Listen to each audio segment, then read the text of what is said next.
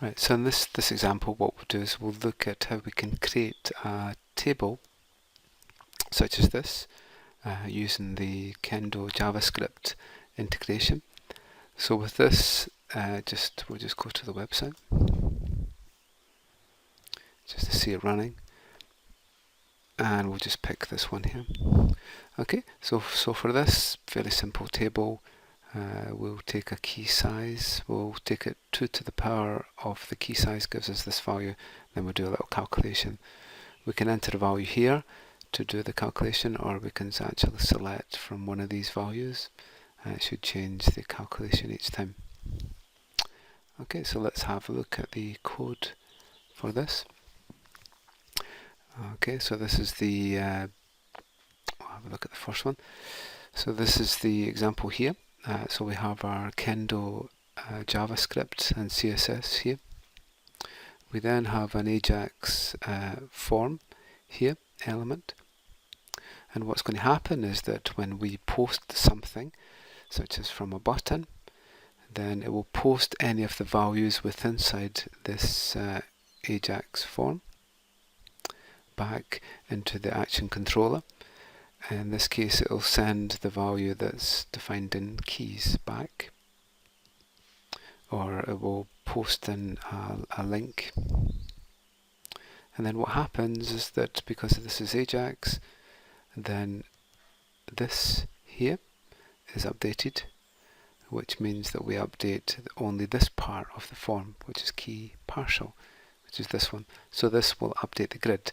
So the page shouldn't refresh, or the only part that will refresh is the data grid here. Okay, so we can see how we've done this here. We have a list, and I've just defined encryption keys, which is obviously in this case 3 fields to it.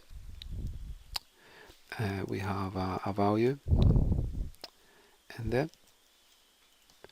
We have a result, and time taken is the 3 elements to this in here, key size, number of keys, and so on.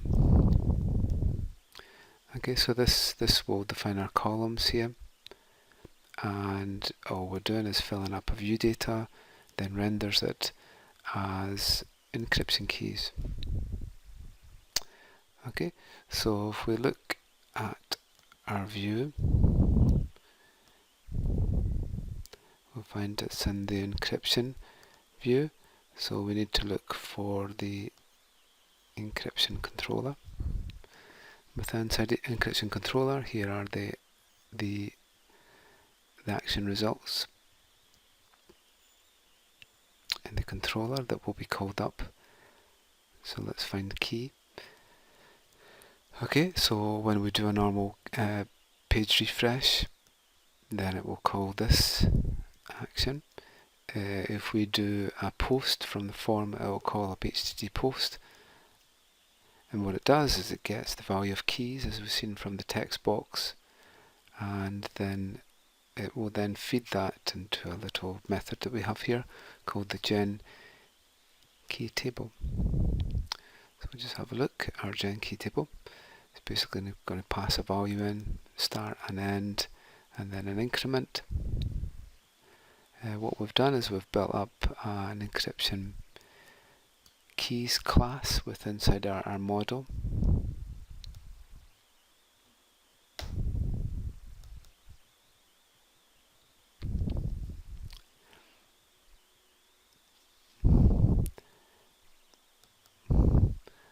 We should find that's in here somewhere.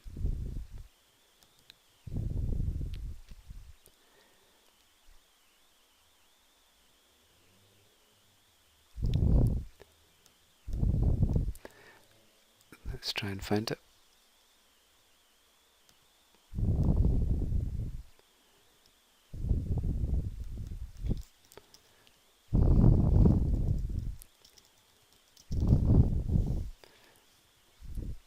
And here it is here.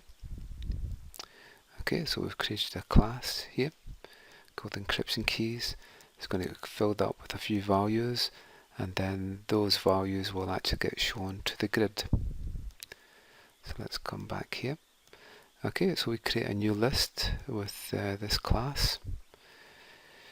We then do some calculations here.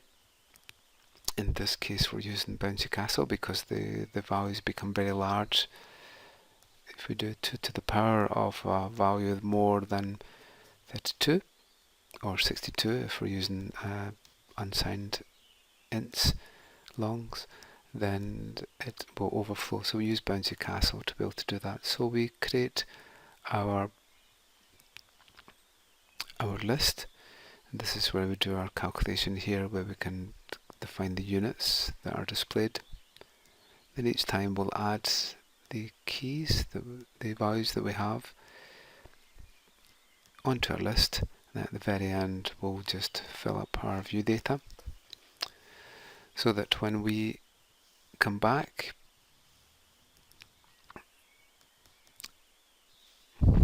from here, we filled up view data, and then we call up the partial view, which is key partial, and that should reload this table. Okay, so to show an example again, there we go. That's building the table each time.